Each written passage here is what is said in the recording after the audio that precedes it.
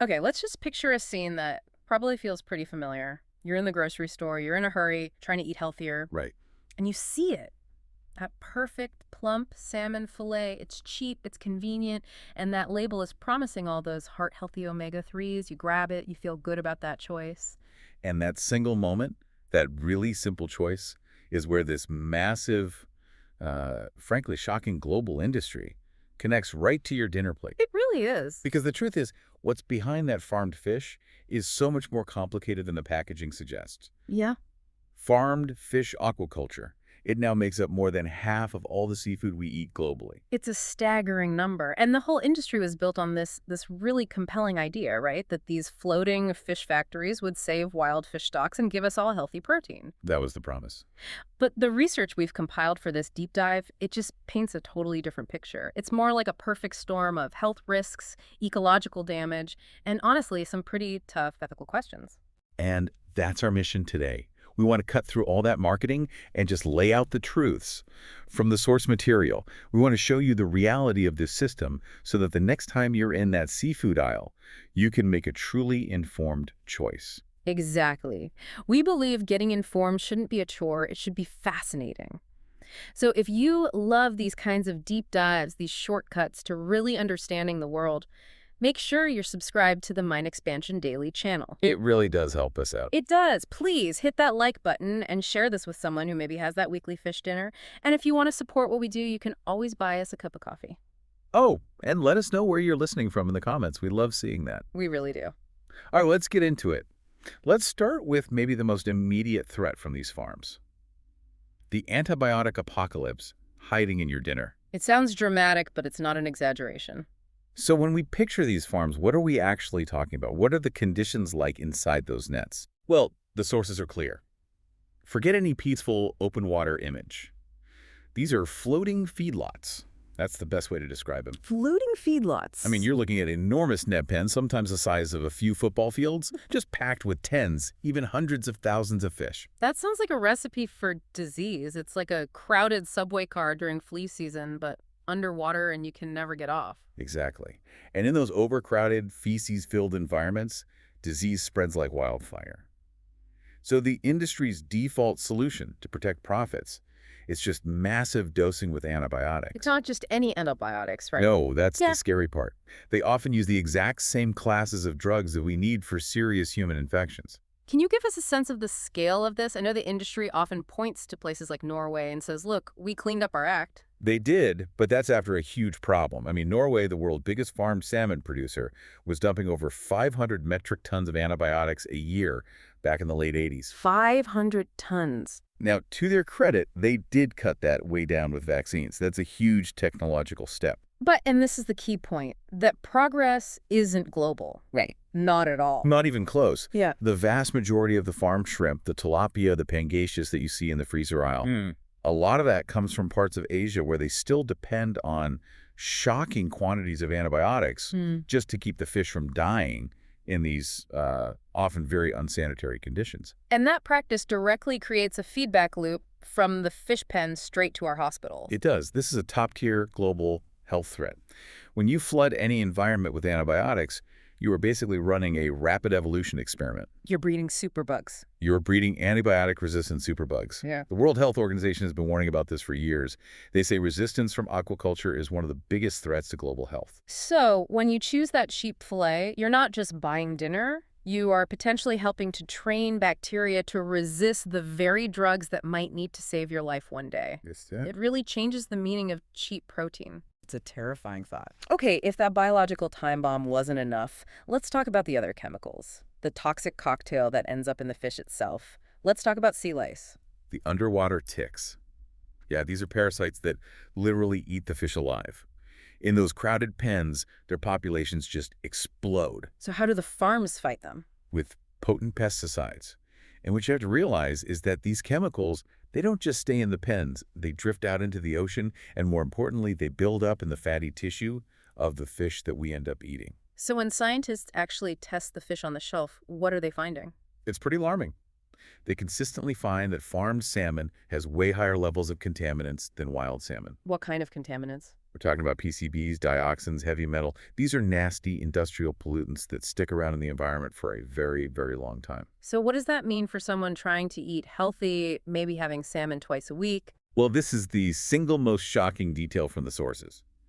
In some tests on the most contaminated farmed salmon, a person would only need to eat one portion. One portion. One portion a month. That's all it would take to blow past the European Union's lifetime safety limit for these known carcinogens. Wait, one meal a month puts you over the safety limit for your entire life. That's what the test showed. It just shreds that whole heart-healthy marketing image. It really does. And the manipulation isn't just with hidden toxins, it's also cosmetic, right? The actual color of the fish. That's right. Wild salmon get that beautiful pink-orange color from their natural diet of krill and shrimp. It's a pigment called astaxanthin. But farmed fish don't eat krill and shrimp. They eat pellets, so they're naturally gray. A very unappetizing gray, yes. So, to get that pink color consumers expect, the industry adds synthetic astaxanthin to the feed. And where does that synthetic color come from? This is the part that gets me. It's made in a lab from petrochemicals. From oil. From oil. So you're not just eating a fish, you are literally eating a pigment derived from chemical synthesis, just to make an inferior product look like the real thing. It says so much. Let's pivot to the environment, because all of that waste has to go somewhere. What happens on the ocean floor right underneath those pens? The sources call them giant toilets in the ocean. All the waste, the uneaten feed, the fish feces, the chemical residues, it all just rains down onto the seabed. And what does that do to the ecosystem down there? It creates dead zones. This thick layer of sludge literally smothers everything. It sucks the oxygen out of the water. The sources point to places like British Columbia, where entire coastal ecosystems are buried under meters of this black, toxic sludge. Nothing can live there. And the damage spreads beyond just what's underneath the farm. There's the issue of escaped fish, genetic pollution. A huge issue. Every year, hundreds of thousands of farmed fish escape. Storms, seals tearing nets, accidents. And these aren't the same as wild fish. Not at all. They're bred for fast growth in a cage, not for survival. So when they interbreed with wild populations, they weaken the natural gene pool. Making the wild fish less resilient. Exactly. They become less able to handle cold winters or find food or avoid predators. Wild Atlantic salmon in many rivers in Norway are now endangered, and this genetic pollution is a big reason why. Which brings us back to that original promise, that farming takes pressure off the oceans. But what are they actually feeding these fish? This is where the whole argument just collapses. The feed is made from wild-caught fish. Small fish like anchovies and sardines that are the absolute foundation of the entire marine food web. So we're taking food from wild predators to feed farmed fish. We are. And the ratio is the most damning part. What is it? It takes 4 to 5 pounds of perfectly good wild fish ground up into pellets to produce just 1 single pound of farmed salmon. 4 or 5 to 1. That's a massive net loss for the ocean. It's an incredibly inefficient, destructive process that completely contradicts the industry's sustainability claims. So let's zoom in on that poster child for the industry. Norwegian salmon. It's marketed as this clean, premium, well-regulated product. But what do the investigative reports actually say? They say the slick marketing is hiding a system under extreme stress. The sea lice infestations are so severe, they have to use these drastic, frankly brutal methods to control them. Like what? For example, they use something called a thermic louse killing machine. They pump the salmon through superheated water to try and shock the lice off. They heat the water. You mean they're essentially flash cooking the fish while it's still alive? It's a sharp temperature shock. And the goal is to kill the lice without killing the salmon. But reports show the fish are incredibly stressed, they're injured, and many of them die from the process. How can that be considered well-regulated if that's the kind of method they're resorting to? It shows the desperation. It shows the limits of regulation when you have that much biological density. Yeah. And worse, the lice are becoming resistant to the pesticides, and those resistant lice are now spreading to the wild salmon populations. And there have been chemical violations too, even in a place like Norway. Yes. Sources from 2022 and 2023 show that independent tests found illegal levels of a preservative called ethoxyquin in the fish. And what's that linked to? It's been linked to DNA damage. It's used to keep the fish oil in the feed pellets from going rancid.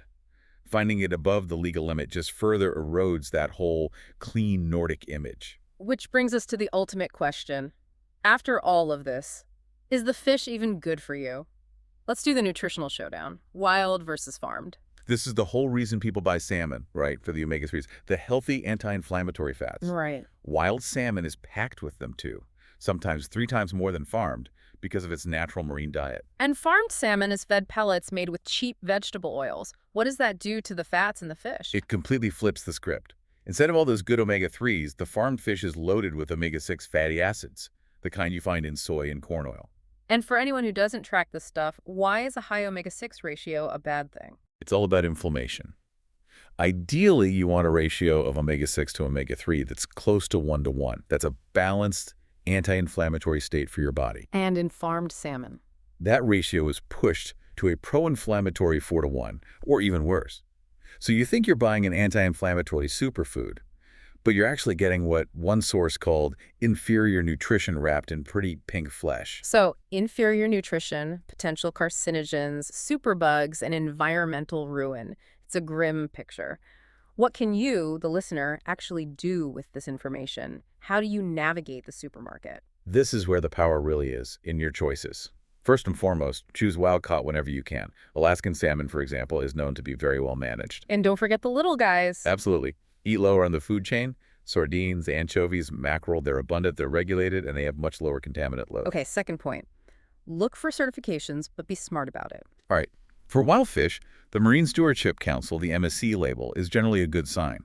For farmed, you can look for the Aquaculture Stewardship Council, or ASC, but be aware very few industrial farms actually meet their tough standards. Third, and maybe the easiest win. Eat bivalves. Mussels, clams, oysters, they're filter feeders. They actually clean the water they grow in. They require no feed. Zero feed. They are incredibly sustainable and packed with nutrients. And finally, the most powerful tool of all. Vote with your wallet. Every time you choose a sustainable option over cheap, industrially farmed fish, you send a message. When demand shifts, the industry has no choice but to reform its broken model. That's really the key takeaway here. Seafood can be one of the healthiest foods on Earth, but only when it's done right. This current industrial model is broken, and the power to fix it is, quite literally, on your fork. And if you think back to that destructive ratio we talked about, that 4 or 5 pounds of wild fish are destroyed just to create 1 pound of this inferior farmed product. It's the complete opposite of what aquaculture was supposed to do. It is, and it leaves us with a really provocative question to think about.